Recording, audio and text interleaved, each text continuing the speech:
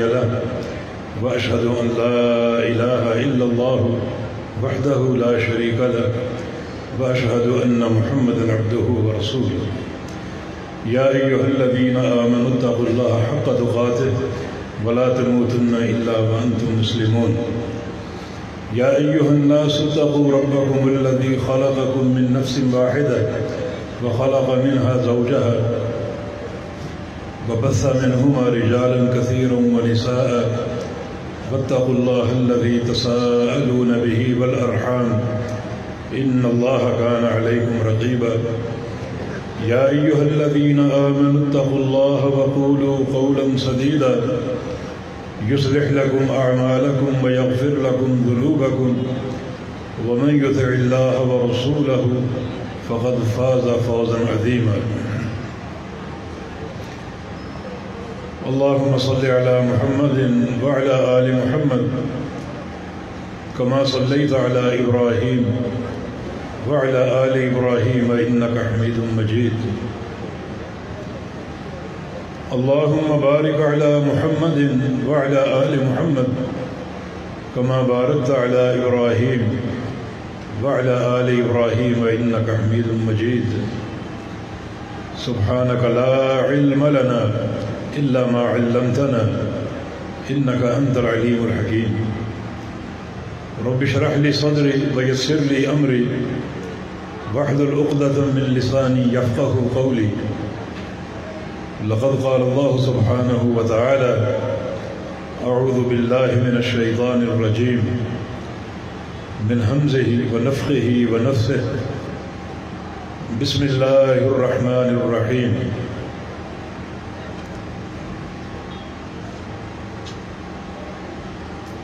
هو الذي بعث في الأميين رسولا من أنفسهم رسولا منهم يتلو عليهم آياته ويزكيهم ويعلمهم الكتاب والحكمة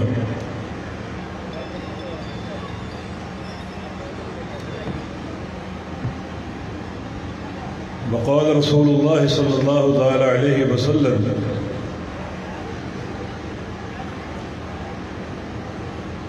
بعثت بالسيف بين يدي الساعة وجعل رزقي تحت ظل رمحي وجعل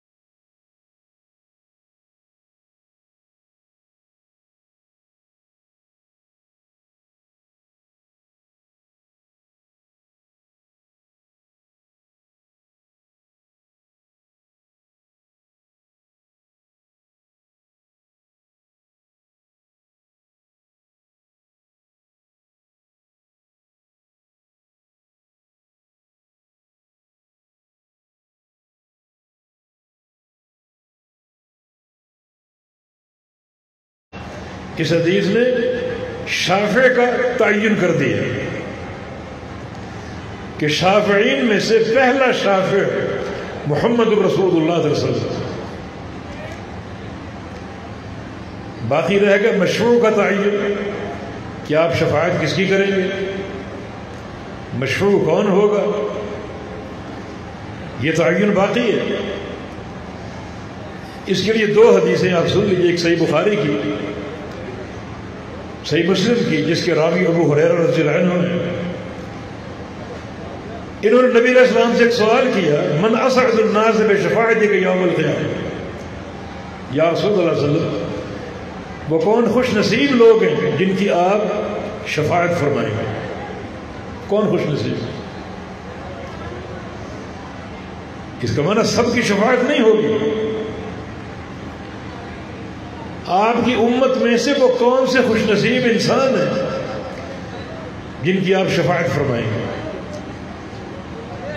تو رسول اللہ صلی اللہ علیہ وسلم نے ارشاد فرمایا، اسعد الناس بشفاعتی یوم القیامہ من قال لا الہ الا اللہ خالصا من قلبہ.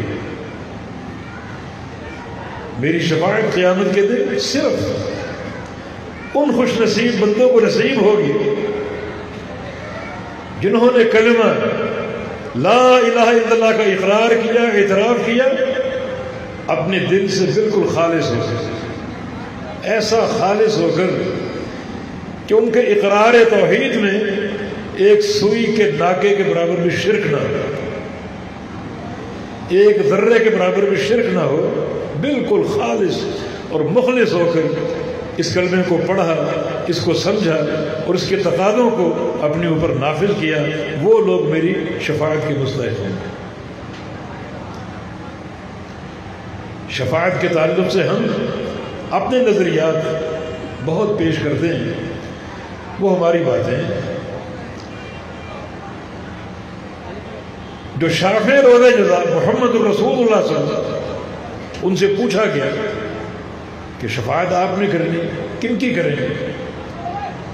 تو آپ نے صاف فرما دیا کہ یہ حق اہل توحید ہے، ان کا نہیں ہے جو غیر اللہ کو پکارتے ہیں، غیر اللہ کے نظر نیازیں دیتے ہیں، غیر اللہ کے نام جانور ذبح کرتے ہیں، غیر اللہ سے استغاثہ کرتے ہیں، قبروں کی مجاورتیں، قبروں کے طواف، ان کے لیے نہیں. قبروں پر دیے جلانا، قبروں پر چادریں چڑھانا، ان کے لیے نہیں. یہ ساری بھیانک شرک کی اقسام ہے، ان کے لیے شفاعت نہیں. خالص من قلبہ، جو اپنے دل سے خالص ہو کر اس کلمے کا اقرار کر لے، دل کی گہرائیوں سے، پوری بصیرت کے ساتھ، شرح صدر کے ساتھ ایسا اقرار ہو کہ ان کے اقرار میں، ان کے اعتراف میں، ان کی گواہی میں اور ان کے عمل میں ایک ذرہ برابر بھی شرک کی آمیزش نہ ہو، ان خوش نصیب بندوں کی میں شفاعت کروں. یہ صحیح بخاری کی حدیث ہے. ایک اور حدیث وہ بھی میں نے الترغیب و ترہیب میں پڑھی اور صحیح سند کے ساتھ ہے. وہ بھی نبی علیہ السلام کے پاس ایک وفد آیا تھا، ایک عرب قبیلے کا، اسلام قبول کرنے کے لیے. ان میں ایک وافد، ایک شریک، اس وفد میں شامل ایک شخص عبد الرحمن ابن فاضل. نبی علیہ السلام سے سوال کرتا ہے، الا تسأل ربک ملکا کملک سلیمان. آپ اللہ تعالیٰ سے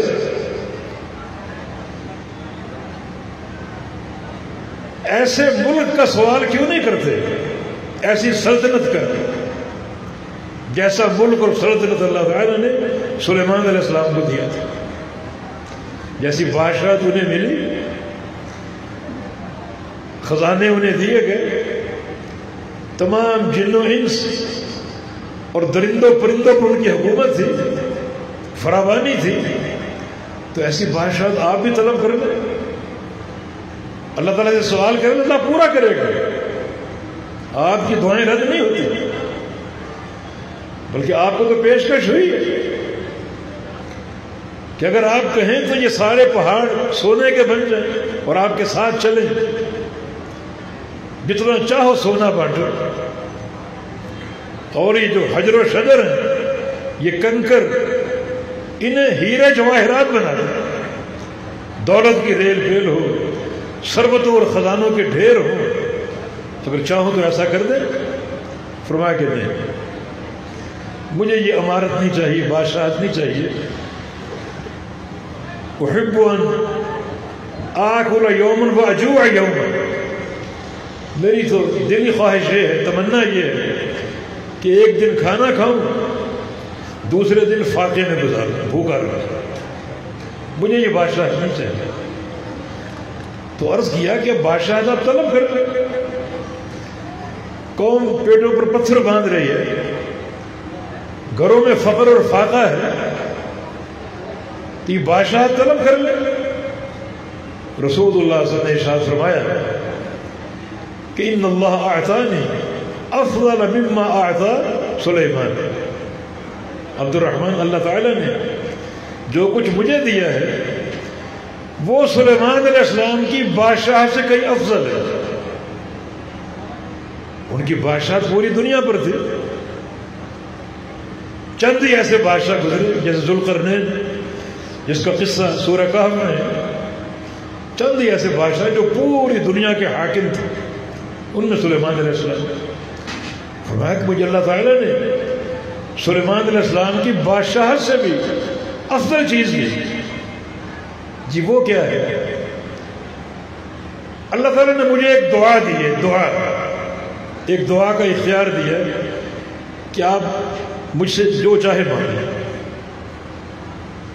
اب چاہتے تو بادشاہتیں مانگ لیتے، اس سے بڑی بادشاہت مل جاتی۔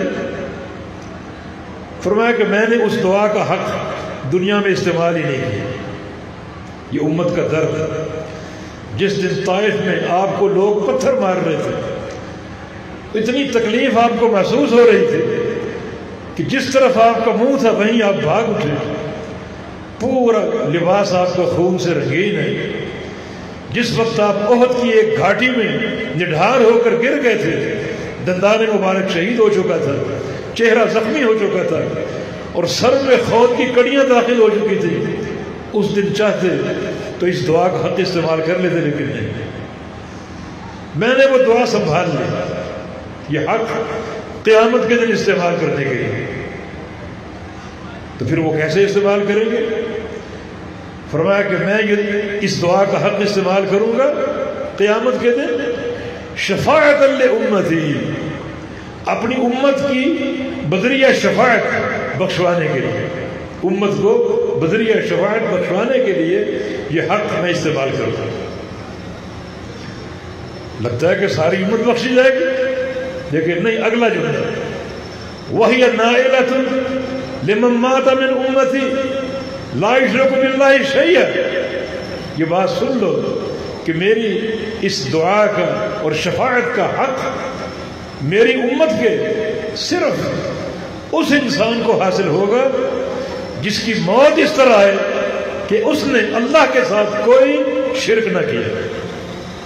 یہ حق اہل توحید کا، یہ حق اہل توحید کا ان بندوں کو حاصل ہوگا جن کی موت توحید خالص پر ہے، جن کے عقیدے میں، جن کے عمل میں، جن کے زبانی اقرار میں ایک ذرہ برابر بھی شرک کی آمیزش نہ ہو۔ تو شفاعت ایک انعام ہے۔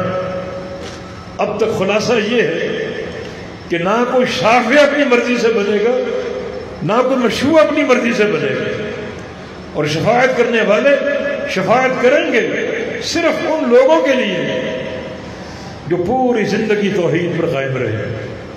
اگر شرک ہوا ہو تو سچی توبہ کر کے شرک کی غلاظتوں اور نحوستوں سے باہر آ چکے ہوں اور توحید خالص کو اپنا اوڑھنا بچھونا بنا لیں، حتیٰ کہ موت آئے تو عقیدہ توحید پر آئے، توحید کے فہم پر آئے، توحید کے اقرار و اعتراف پر آئے اور توحید کو دل و جان سے قبول کرنے پر آئے۔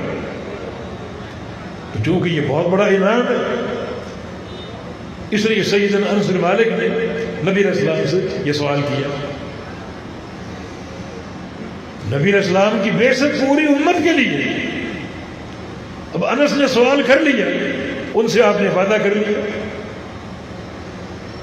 اس قسم کا وعدہ کئی صحابہ سے آپ نے کیا. ابو عبیدہ بن جراح کا نام آتا ہے,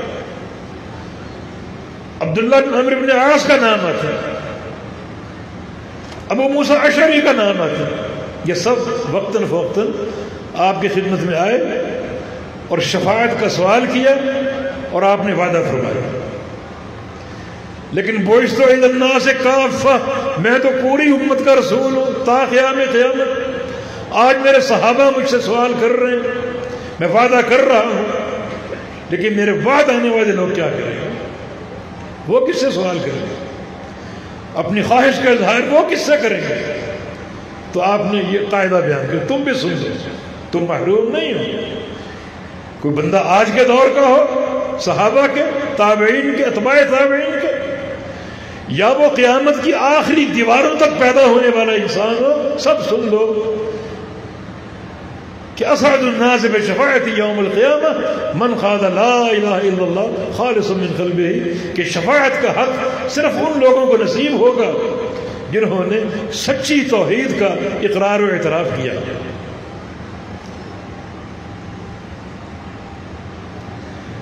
نبی علیہ السلام کی محبت کے دعوے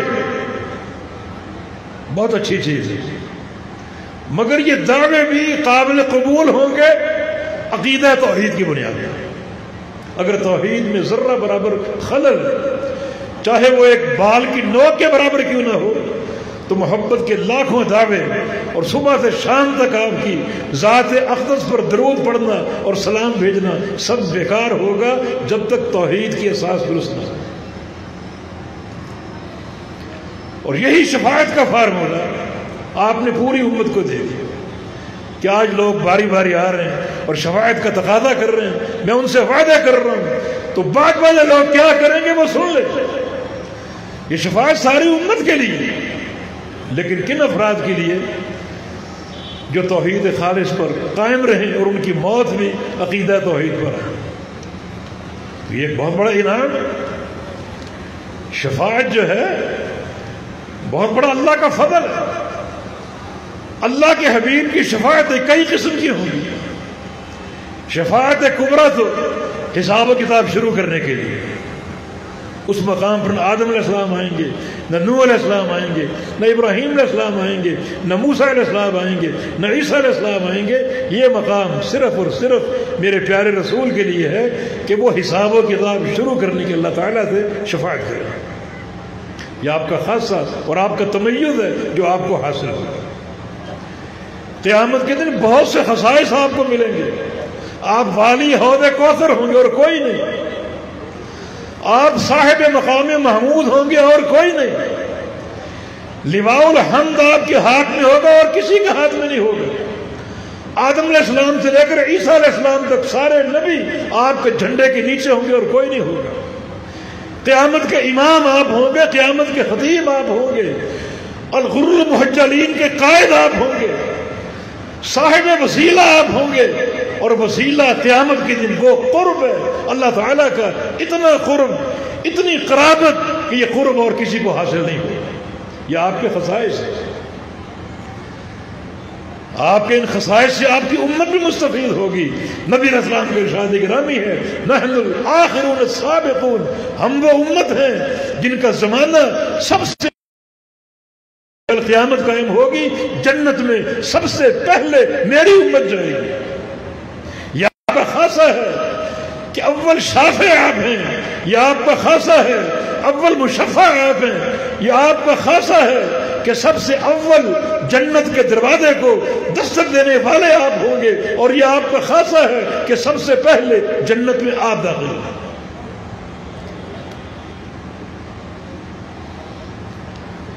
تو شفاعت کے اس مقام کو ضائع کرنے کی کوشش نہ کرو.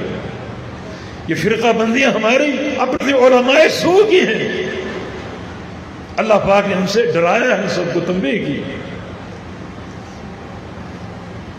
کی ہے کہ تم صرف ان کی سنو جو خالص کتاب و سنت آپ کے سامنے پیش کرتے ہیں, خالص قرآن و حدیث آپ کے سامنے پیش کرتے ہیں. یا ایھا الذین آمنوا ان کثیرا من الاحبار والرهبان لیأکلون اموال الناس بالباطل ویصدون عن سبیل اللہ. ایمان والو خبردار ہو جاؤ، چوکنے متنبہ ہو جاؤ کہ بہت سے مولوی، بہت سے صوفی تمہارے پاس آئیں گے اور تمہارا مال بھی کھائیں گے اور اللہ کے دین سے دور بھی کریں گے. یہ دو چیزیں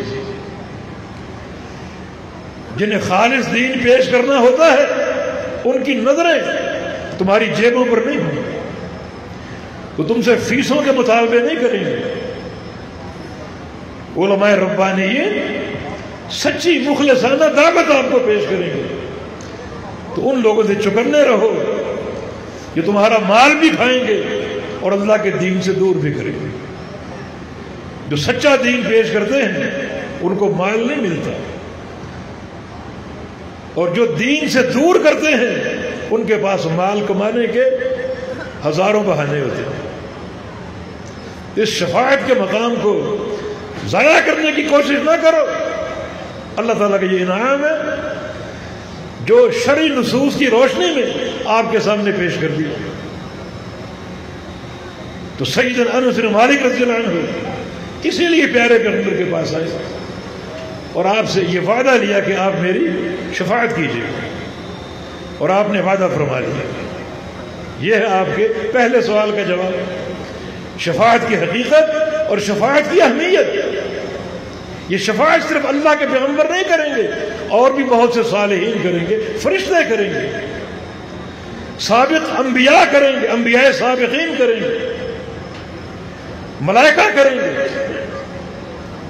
نبی علیہ السلام کی حدیث ہے کہ ان اللہ یدخل الجنت بشفاعت رجل من امتی اکثر من بنی تمیم. اللہ رب العزت قیامت کے دن میری امت کے ایک شخص کی شفاعت سے اتنے لوگوں کو جنت کا داخلہ عطا فرمائے گا جن کی تعداد قبیلہ بنو تمیم کے لوگوں سے زیادہ ہوگی. قبیلہ بنو تمیم کے لوگوں سے زیادہ ہوگی. مانا اس انعام میں بڑی وسعت ہے. قبیلہ بنو تمیم کم از کم اسماعیل علیہ السلام کے دور سے، اسماعیل علیہ السلام کی اولاد سے ہے اور قیامت تک رہے گا، کیونکہ پیغمبر علیہ السلام کی حدیث ہے ہم اشد امتی علی الدجال، دجال کا سب سے سخت مقابلہ بنو تمیم کے لوگ کریں گے. صدیوں سے یہ قبیلہ آباد اور چل رہے ہیں، تو اس قبیلے کے لوگوں کی تعداد سے بڑھ کر اللہ تعالیٰ میری امت کے لوگوں کو جنت کا داخلہ دے گا. صحابہ نے پوچھا وہ شخص آپ ہوں گے؟ فرمایا نہیں، کوئی میرے علاوہ دوسرا ہوگا، وہ دوسرا ہوگا. بہت سے علماء کا قول ہے کہ یہ امام مہدی رحمہ اللہ، محمد بن عبداللہ رحمہ اللہ تعالی، انہیں یہ اللہ تعالیٰ مقام دے گا.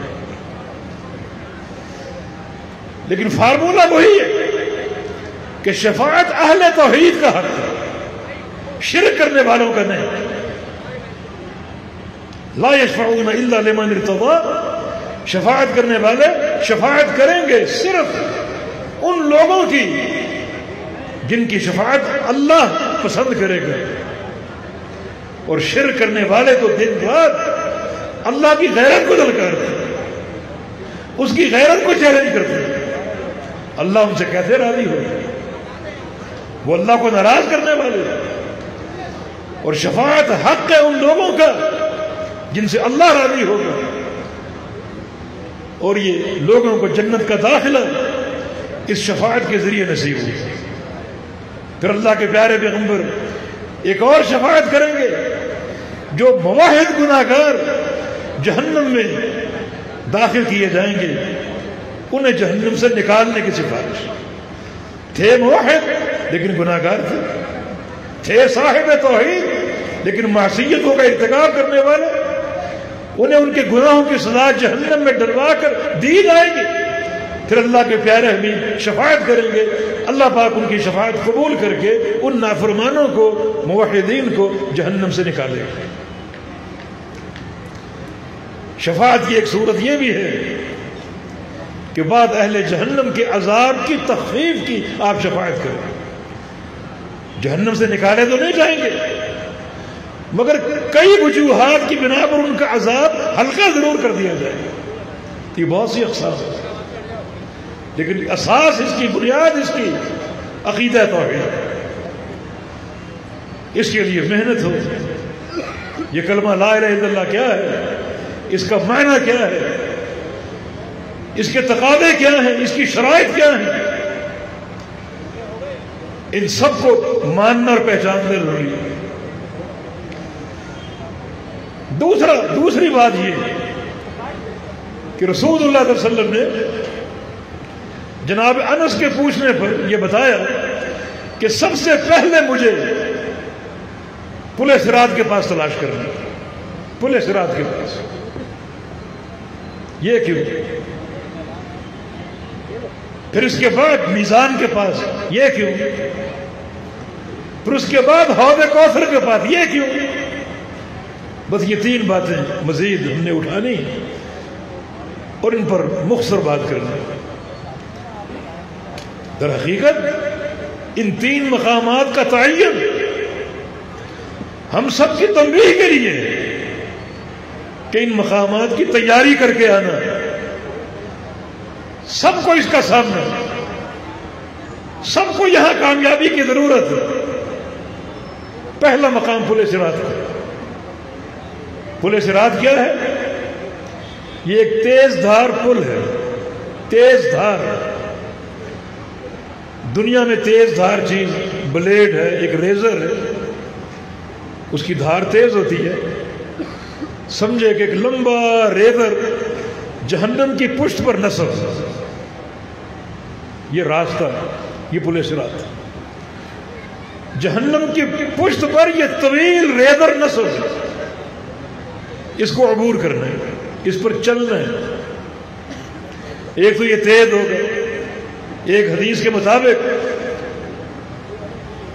ادق من الشعر واحد من السیف، یہ بال سے زیادہ باریک ہوگا اور تلوار سے زیادہ کاٹنے والا ہوگا. اتنا باریک. اس راستے پر چلنا ممکن ہوگا؟ اور پھر مدحدار مسلقہ کے الفاظ، اس پل پر پھسلن ہوگی. قدم جمیں گے نہیں، ٹکیں گے نہیں. جب قدم رکھو گے تو پھسلنے کی کوشش ہوگی. اور پھر اس پر اندھیرا اور تاریکی ہوگی، روشنی نہیں ہوگی. یہ راستہ نظر نہیں آئے گا. ہاں نظر آئے گا اس شخص کو جس کو اللہ تعالیٰ نور عطا فرمائے. اور یہ نور کس چیز سے ہوگا؟ دو حدیثیں آپ سن لیجئے، بات واضح ہو جائے گی. ایک آپ کا فرمان یسیر الناس بقدر نور، کہ لوگ اس پر چلیں گے اپنے نور کے بقدر.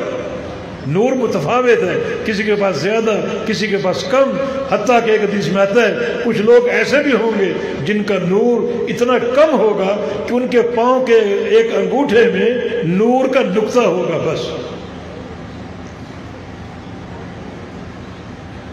تو لوگ چلیں گے اپنے نور کے بقدر. اور دوسری حدیث یسیر الناس بقدر اعمال، کہ لوگ چلیں گے اپنے اعمال کے بقدر. بات واضح ہوئی کہ یہ نور اعمال کی وجہ سے، اعمال صالحہ کی وجہ سے. جس قدر نیکیاں زیادہ ہوں گی، عمل صالح زیادہ ہوگا، اسی قدر نور بھی زیادہ ہوگا. جیسے نماز ہے، نبی اسلام کی حدیث ہے من حافظ علی الصلاۃ کانت لہ نور، جو نمازوں کی حفاظت کرے گا یہ نمازیں اس کے لیے قیامت کے دن نور بن جائیں.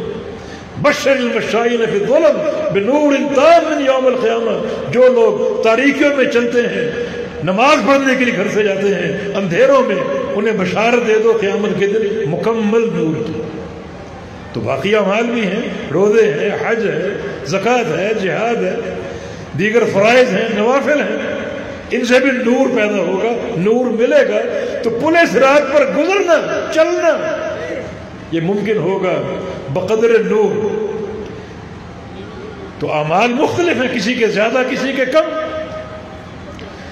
اسی تفاوت کی وجہ سے لوگ گزرنے میں بھی متفاوت ہوں گے۔ کوئی گزرے گا بجلی کی تیزی سے، کوئی گزرے گا پلک جھپکنے کی طرح، اور کوئی گزرے گا تیز رفتار آندھی کی طرح، پانی کی موجوں کی طرح، تیز رفتار گھوڑے کی طرح، تیز رفتار اونٹ کی طرح، اور تیز رفتار انسانی چال کی طرح۔ اور کچھ لوگ جن کا نور پاؤں کے انگوٹھے میں ایک نقطے کے مانند ہوگا، وہ کبھی چلیں گے، کبھی گریں گے، کبھی اٹھیں گے۔ نبی علیہ السلام کی ایک حدیث کے مطابق بعض لوگ جیسے بچہ گھٹنوں کے بل چلتا ہے یا سرین کے بل چلتا ہے، اس طرح بعض لوگ پل صراط پر چلیں گے۔ کتنی مدت کے بعد اور کتنے عرصے بعد وہ پل صراط کو عبور کرنے میں کامیاب ہے۔ یہ گزرنا بقدر نور ہوگا، اور نور بقدر اعمال ہوگا۔ ثابت یہ ہوا کہ یہ منزل بڑی گمبھیر، بڑی کٹھن ہے۔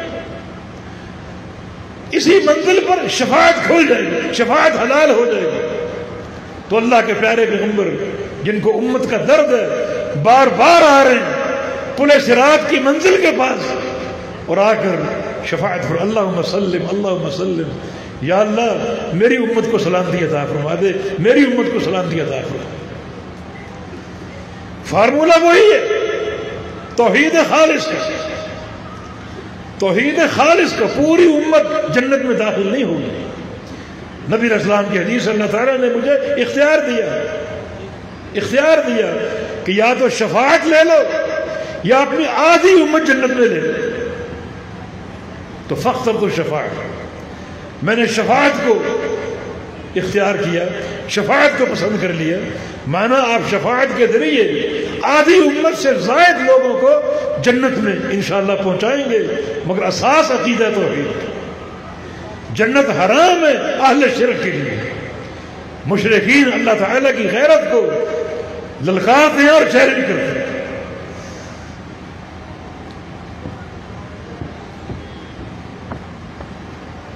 تو پھر اس مقام کا آپ نے تعین کیوں کیا؟ تاکہ لوگ پہچان لیں یہ بڑا خطرناک مرحلہ ہے، اس کی خطورت کو پہچان لیں، یہ خطرناک مرحلہ ہے، اس کی تیاری کریں۔ تیاری کیسے کریں؟ ان احادیث سے ثابت ہوا کہ اعمال صالحہ، اور اعمال صالحہ کی تیزی اگر ہوگی تو پل صراط سے گزرنے میں تیزی ہوگی۔ من ابطأ بعملہ لم یسرع بہ نسبہ، صحیح مسلم کی حدیث ہے کہ آج دنیا میں جس بندے کے عمل سست ہیں، جو بندہ عمل میں کمزور ہے، قیامت کے دن وہ قطعاً تیزی اختیار نہیں کر سکے۔ تو وہاں تو تیزی چاہیے نا، اللہ تعالیٰ کے سامنے جب کھڑے ہوں تو تیزی اور جلدی سے حساب و کتاب سے فراغت مل جائے۔ پل صراط سے گزرنے کا مرحلہ ہے تو تیزی سے اس کو عبور کر دیں۔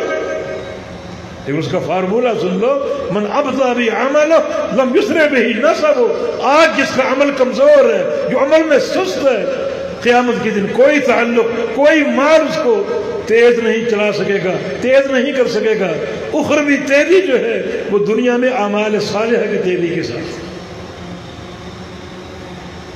ایک بات اور سن لیجیے، وہ بھی قرآن کی آیت سے، یثبت اللہ الذین آمنوا بالقول الثابت فی الحیات الدنیا وفی الآخرہ۔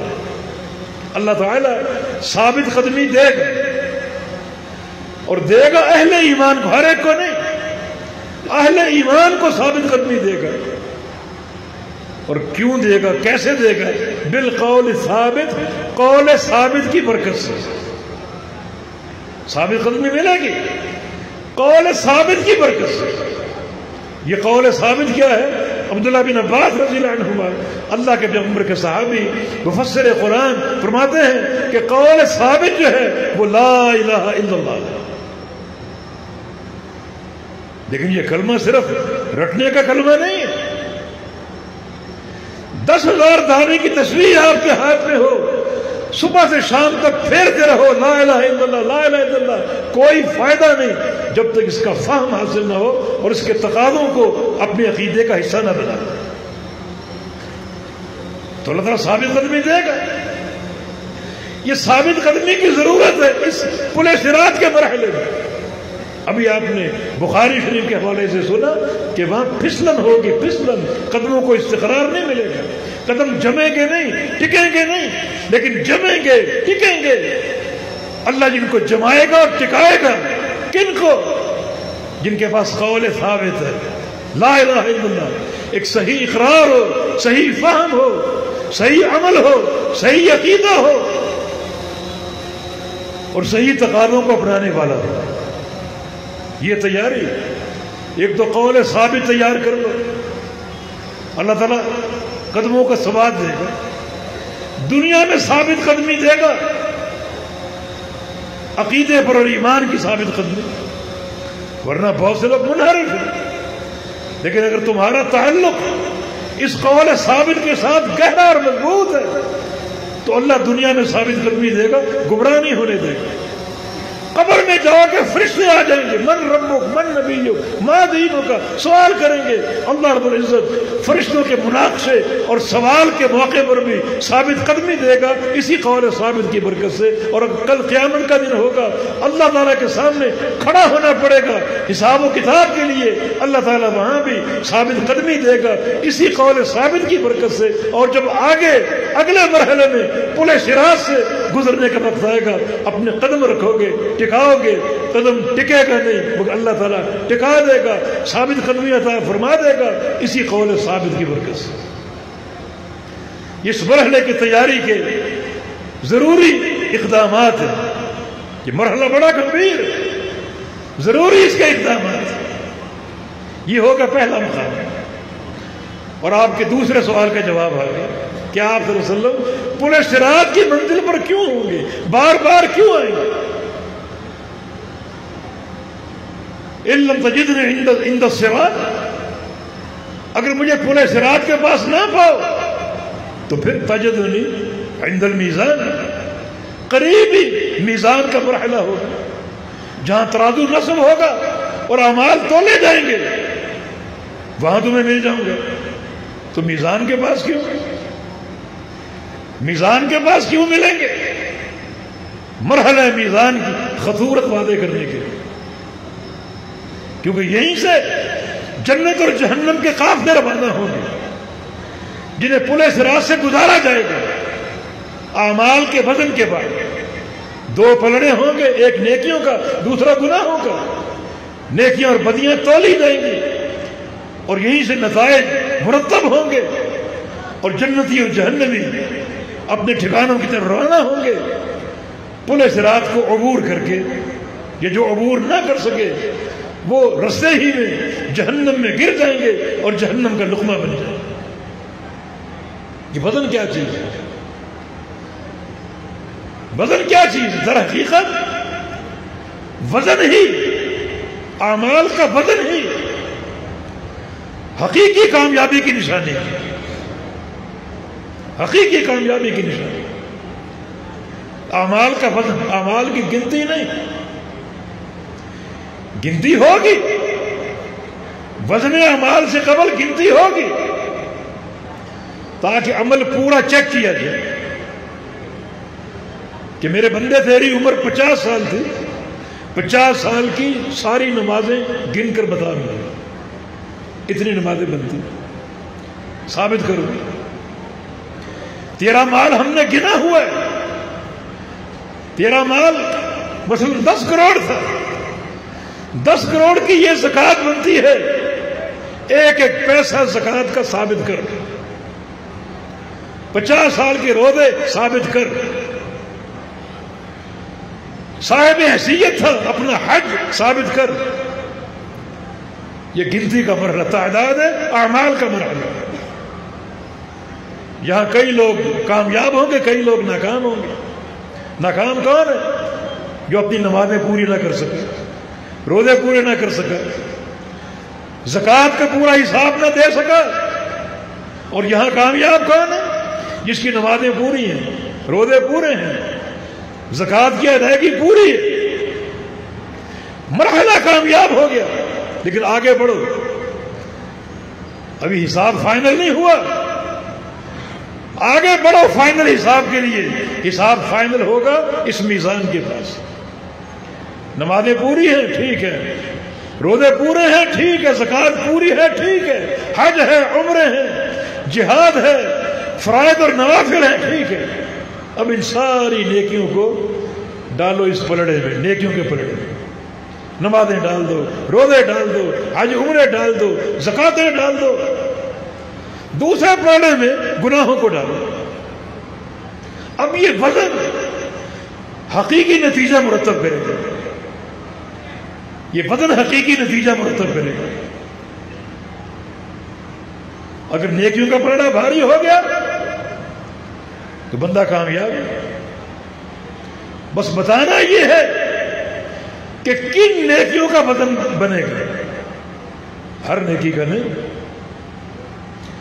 ہر نیکی کا نہیں۔ رب سمین لا یزن عند اللہ جناح بعوضہ، قیامت کے دن بہت سے لوگ بھاری بھرکم آئیں گے، نیکیوں کے ڈھیر لے کر آئیں گے، پہاڑوں کی چوٹیوں کی طرح ان کی نیکیاں کھڑی ہوں گی، انہیں ان کی نیکیوں سمیت ترازو کے پلڑے میں ڈال دیا جائے گا۔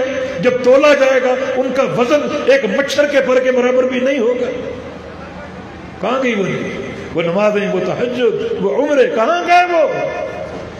ہر نیکی کا وزن نہیں ہوگا۔ یہاں معاملہ گنتی کا نہیں ہے، بلکہ گنتی کے معاملے کے بعد عمل کے معیار کا معاملہ۔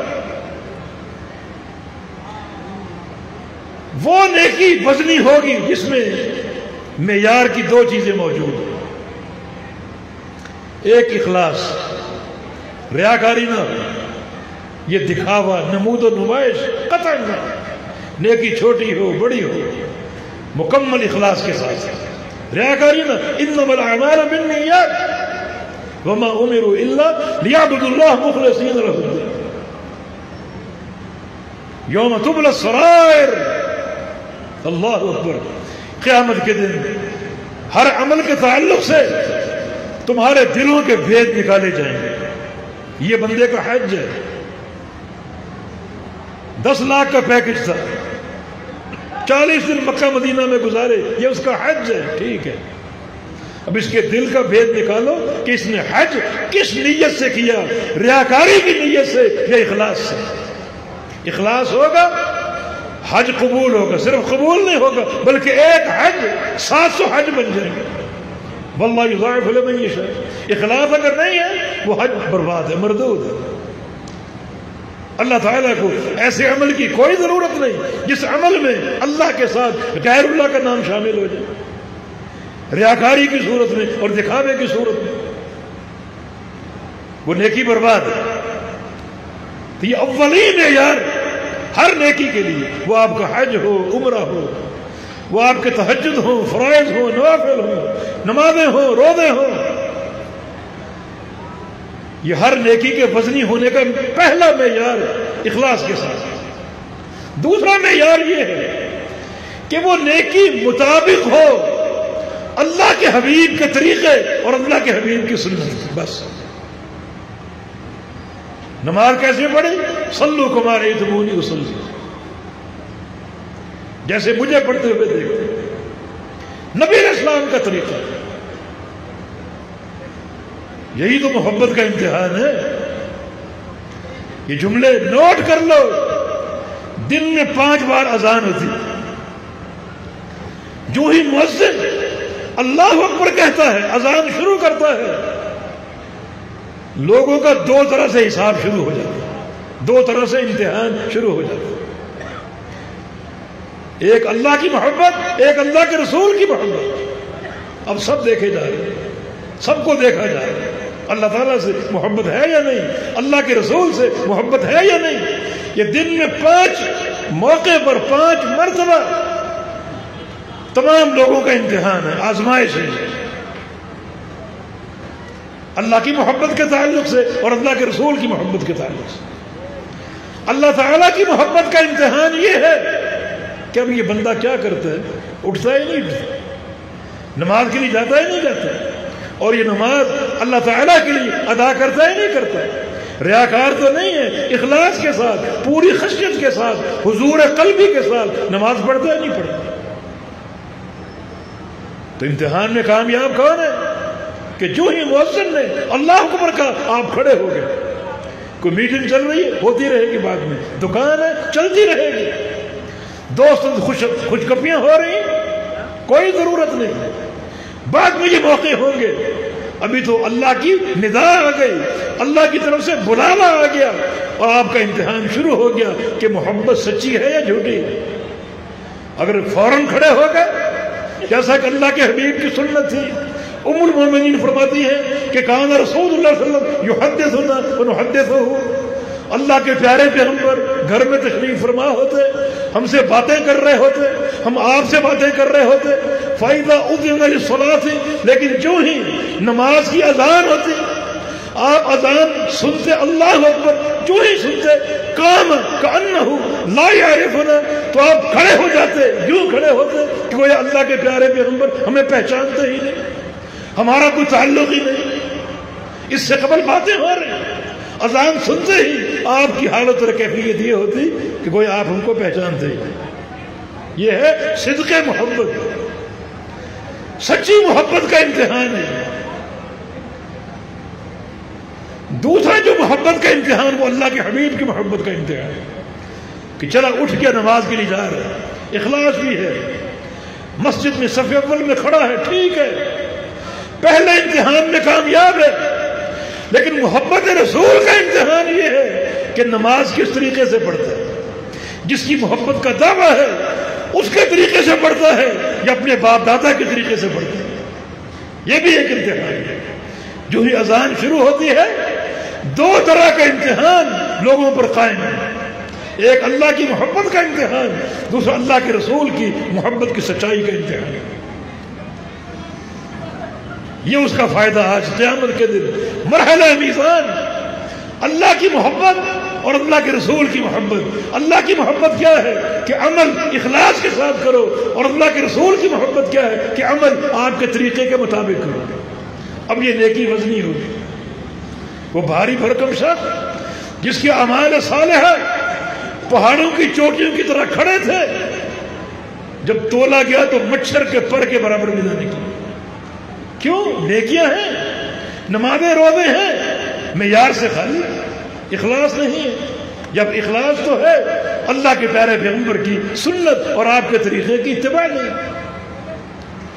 لوگوں ان باتوں کو ہوا میں اڑانا دیجیے کہ وہ شرعی حقائق کے کتاب و سنت کی روشنی میں آپ کے سامنے پیش ہے۔ کوئی ایری غیری بات نہیں ہے، کوئی اپنے سینے سے بات نکال کر آپ کو نہیں دی جا رہی، یا کتاب اللہ یا سنت رسول اللہ۔ تو پھر یہ مرحلہ بہت ہی گمبھیر ہے۔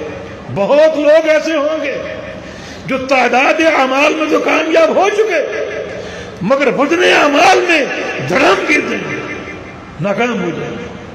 ان کے عمل تعداد میں بہت ہیں، معیار سے خالی ہے، یا اخلاص موجود نہیں، یا اللہ کے پیارے پیغمبر کی اتباع موجود نہیں۔ اور عمل کی قبولیت کے لیے ضروری ہے اخلاص بھی ہو اور پیغمبر کی اتباع بھی ہو۔ اس لیے آپ نے کہا کہ انس اگر مرحلہ پل صراط پر نہ پاؤ تو مرحلہ میزان کے پاس آ جائیں، میزان کے پاس کھڑا ہوں گا، وہاں اپنی امت کی شفاعت کے لیے بڑا وہ گمبھیر اور کٹھن مقام ہوگا۔ تو اس مرحلے کے تعین کا مقصد یہ ہے کہ اس کی تیاری کرو۔ تیاری کیسے کریں؟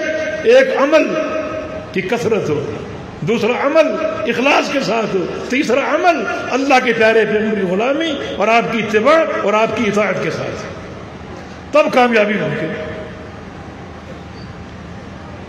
چوتھی اور آخری بات، بولے صرف میزان حوض، اگر میزان کے پاس بھی نہ ملو تو حوض کوثر، کیونکہ وہ آپ کا حوض ہے، اس امت کا اکرام ہے۔ وہ قیامت کے دن پورے میدان محشر میں آپ کو ایک قطرہ پانی کا نہیں ملے گا، یہ ٹھاٹھے مارتا ہوا حوض موجود ہے۔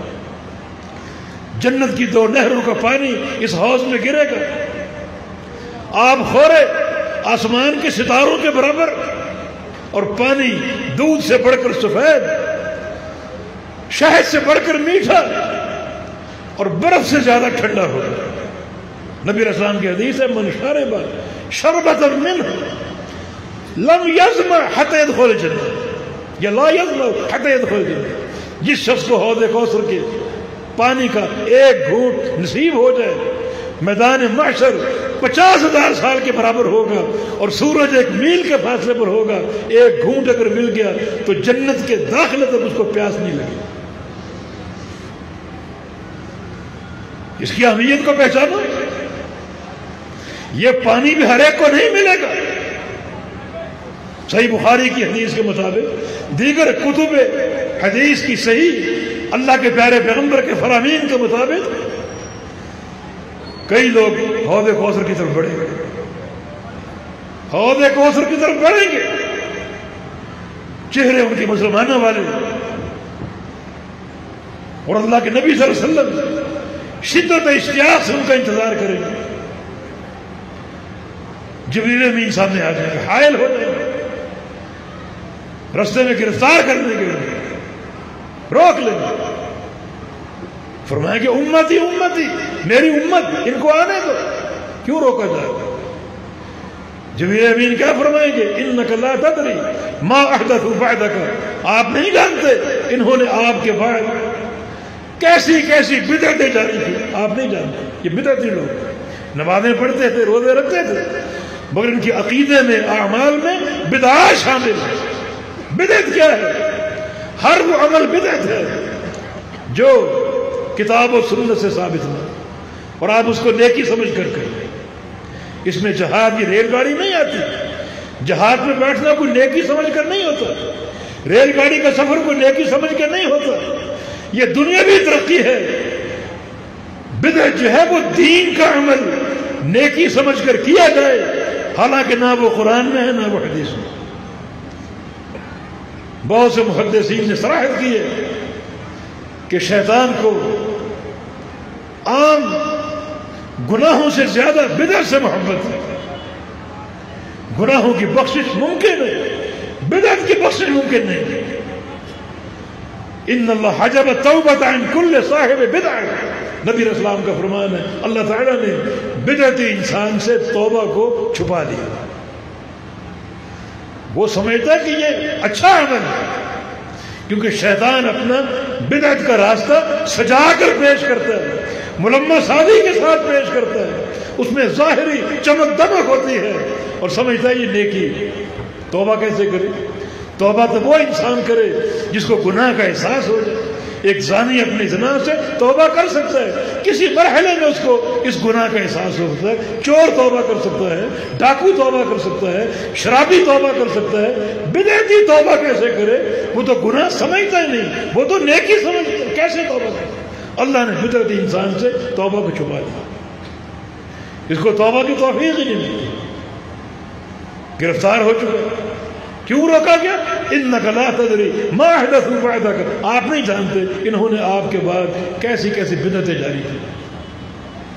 اس لیے ایک بدعتی انسان اپنی بدعت میں جوں جوں نیکی کرے گا، عمل کرے گا، تو وہ اللہ تعالیٰ سے دور ہوتا جائے گا، اس کا عمل اس کو پاک نہیں کرے گا۔ اس کی مثال آپ ایک کتے سے لے لیجیے، کتے کو جتنا نہلاؤ گے اتنا وہ غلیظ ہوگا، صابن سے مل مل کر نہا کے فارغ ہوئے، اس کا جو گیلا چمڑا ہے وہ اور زیادہ منحوس اور غلیظ ہوگا۔ ایک بدعت انسان جتنی نیکیاں کرے گا اتنا وہ دین سے دور ہوتا جائے گا، اللہ کے قریب نہیں، اللہ سے دور ہوتا جائے گا۔ جبریل امین فرمائے گا آپ نہیں جانتے انہوں نے آپ کے بعد کیسی کیسی بدعات جاری کی۔ جب اللہ کے حبیب یہ سنیں گے تو آپ کیا فرمائیں گے؟ سحقاً سحقاً لمن غیر بعدی، جن لوگوں نے میرے بعد میرے دین کو تبدیل کر دیا انہیں مجھ سے دور کر دو۔ یہ لوگ شفاعت کے مستحق نہیں ہیں، ان کو دور کر دو مجھ سے، انہیں دھتکار دیا جائے، دھکے دے کر دور کر دیا جائے گا، وہ حوض کوثر کے پانی کے مستحق نہیں بنیں گے۔ یہ حوض آپ کا حوض ہے، اپنی امت کو آپ نے جام کوثر پیش کرنا ہے، اور جام کوثر کا فارمولہ بھی آپ نے بتا دیا، اور وہ ہے اللہ کے حبیب کی اتباع۔ اب یہ اتباع جو ہے اپنے اندر پیدا کرو، اپنے عمل میں پیدا کرو، 3 صورتوں کے ساتھ۔ یہ آخری بات عرض کرو، 3 صورتوں کے ساتھ اتباع کا جذبہ اپنے اندر پیدا کرو، بڑا اجر ملے گا۔ جو نصوص ہم نے سنائے آپ کو، جو دلائل ہم نے دیے آپ کو کہ قیامت کے دن اجر بڑھتا جائے گا، بڑھتا جائے گا، بڑھتا جائے گا، ایک نیکی 70 گنا، 700 گنا، اور جہاں تک اللہ چاہے بڑھا دے گا۔ ایک نیکی کتنی بڑھ جائے گی، کتنا اس میں اضافہ ہوگا، کتنا اللہ اس کو بڑھا چڑھا کر بندے کو دے گا۔ بس جو بھی نیکی کرو ان 3 جذبات کے ساتھ کرو۔ ایک، اپنے دل میں اللہ کے حبیب کی سنت کی محبت جاگزی کرو، بٹھا لو۔ یہ درس آج لے لو کہ ہمارے دل میں اللہ کے نبی کی سنت کی محبت قائم ہے۔ کوئی دنیا کی طاقت کی محبت ہٹا نہیں سکتی۔ اس محبت میں متزلزل نہیں ہو سکتے۔ بڑی گہرائی اور گہرائی کے ساتھ یہ بات سمجھ لو، سنت کی محبت کوٹ کوٹ کے بھرو، یہ چیز۔ دوسرا، پھر جب جو بھی نیکی کرو سنت کی اتباع کے ساتھ کرو، محبت موجود ہو اور عمل سنت کی اتباع کے ساتھ۔ نماز کیسے پڑھو؟ جیسے اللہ کے پیغمبر کی روزہ، اللہ کے نبی کے طریقے سے حج، اللہ کے پیغمبر کے طریقے سے عمرہ، اللہ کے پیغمبر کے طریقے سے۔ یعنی سنت کی محبت موجود ہے، اور عمل کرتے ہوئے سنت کی محبت کا پہلو موجود ہے۔ 2 باتیں ہوگی۔ اور تیسری بات یہ ہے کہ جس شد و مد کے ساتھ سنت کی محبت آپ کے دل میں موجود ہے، اسی شدت کے ساتھ آپ کے دل میں بدعت کی نفرت بھی ہو۔ اس نفرت کا بھی اجر ہے۔ جیسے محبت سنت کا ثواب ہے، ایسے نفرت بدعت کا بھی ثواب ہے۔ یہ 3 چیزیں ہر نیکی میں پیدا کریں۔ دل میں سنت کی محبت کا اشتیاق ہو، کوٹ کوٹ کے بھرا ہو، اسی دل میں بدعت کی نفرت بھی کوٹ کوٹ کے بھری ہو، اور جو عمل کرو، جو نیکی کرو، اللہ کے پیارے حبیب کی سنت اور آپ کے طریقے کے مطابق کرو۔ یہ چیز توحید ہے۔ توحید کی محبت کوٹ کوٹ کے بھر لو، اور جب بھی اللہ کی جو عبادت آئے اللہ کے لیے خالص ہو، جس شدت کے ساتھ توحید کی محبت ہو، اسی شدت کے ساتھ آپ کے دل میں شرک کی نفرت ہو۔ یہ 3 چیزیں اگر جمع ہو جائیں تو ہر عمل کا اجر زمین سے آسمان تک پہنچ جائے گا۔ اللہ کے یہاں کوئی کمی نہیں، وہ سارے خزانوں کا مالک ہے۔ واللہ یضاعف لمن یشاء، اللہ جس کے لیے چاہے اجر بڑھا چڑھا کے پیش کر دے، ثواب کے ڈھیر لگا دے، وہاں کوئی کمی نہیں ہے، کوئی کمی نہیں۔ تو اگر اعتقادی نظریاتی طور پر، عملی طور پر توحید اور سنت کے تعلق سے ان 2 باتوں کو سمجھ لو، ان کو اپنا لو، اور یہ تینوں جذبات اپنے اندر پیدا کر لو، یقیناً ہر عمل کا اجر و ثواب بے تحاشا بڑھ جائے گا، جس کا آپ تصور نہیں کر سکتے اور آپ اندازہ نہیں کر سکتے۔ بس یہ دین کے وہ علائق ہیں کہ اللہ کی رضا لوٹنے کے لیے، اجر و ثواب لوٹنے کے لیے آپ ان علائق کو اپنا لیں، ان سارے امور کو اپنی گرفت میں لے لیں۔ سنت کی محبت شدت کے ساتھ ہو، بدعت کی نفرت شدت کے ساتھ ہو، اور پھر جو عمل آئے اس کو سنت کے مطابق انجام دے جاؤ۔ توحید کی محبت شدت کے ساتھ ہو، شرک کی نفرت شدت کے ساتھ ہو، اور پھر جو عبادت آئے اللہ کے لیے خالص کر کے توحید کی اساس پر اس کو انجام دے جائے۔ یہ کامیابی کا ایسا فارمولہ ہے کہ انسان کے درجات علا اس کے تصور سے بڑھ کر اس کو حاصل ہو جائے۔ اللہ پاک کے توفیق کی سزا ہے۔ اللہ تعالی ہماری نیتوں کو خالص کر دے۔ اللہ تعالی ہمیں اپنے پیارے حبیب کی محبت عطا فرما دے۔ پیارے حبیب کی سنت کی محبت عطا فرما دے یا اللہ پوری زندگی جب تک موجود ہیں زندہ ہیں ایمان پر قائم رکھنا اپنی توحید پر قائم رکھنا اپنے اور اپنے پیارے حبیب کی سنت پر قائم رکھنا اور جب خاتمہ ہو آخری وقت ہو ایمان کے ساتھ ہو دین کی محبت کے ساتھ ہو تیری محبت کے ساتھ ہو تیرے پیغمبر کی محبت کے ساتھ ہو اور تیرے پیغمبر کی سنت کی محبت کے ساتھ ہو اقول قولی ھذا واستغفر اللہ لی ولکم وآخر دعوانا ان الحمد للہ رب العالمین